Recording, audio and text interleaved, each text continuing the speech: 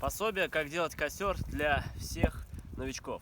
Сначала мы берем тонкие ветки, которые поблизости вокруг. В основном они обоссаны, но это не важно, потому что все уже подсохло и хорошенько уплотняется здесь.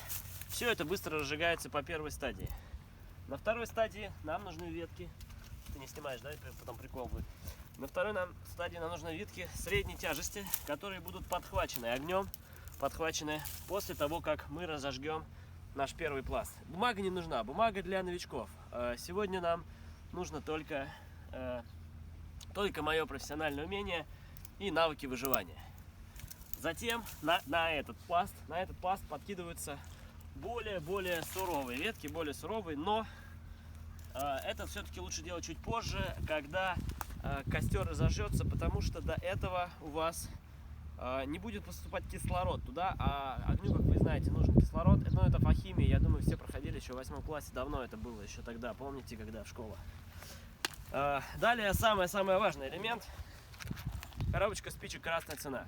Коробочка спичек «Красная цена» обязательно должна зажечься с 7-го раза, но поскольку мы с вами профессионалы, мы так и сделаем. Ветер с волгоградских степей мешает нам зажечь костер, но сейчас профессионализм Александра, то есть меня, получается, поможет сделать это все гораздо быстрее. Самое главное, чтобы спичка не потухла сразу же, и начала, как говорится, разгораться. В принципе, этого огня хватит, но для того, чтобы ускорить эксперимент, я покажу, как это делается быстрее. 3 спички с разных сторон дают нам неутешимое пламя, которое сейчас будет разгораться вокруг. Все ветки положены с разных сторон.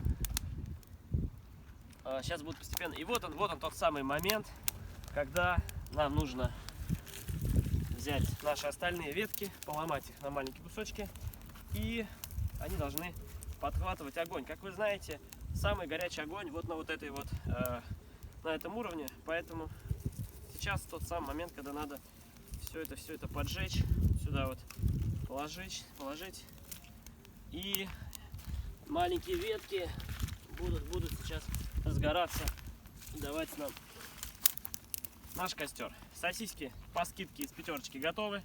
Блядь, Стас, нам надо сосиски почистить, у нас костер ни хера недолго горит. Давай реально почистим, а то сейчас.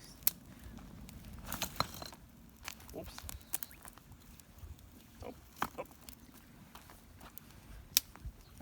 Там точно какой-то прикол. По-любому что-то снимаешь, типа свою улыбку все это время, так стоишь. Какая-нибудь обида точно есть.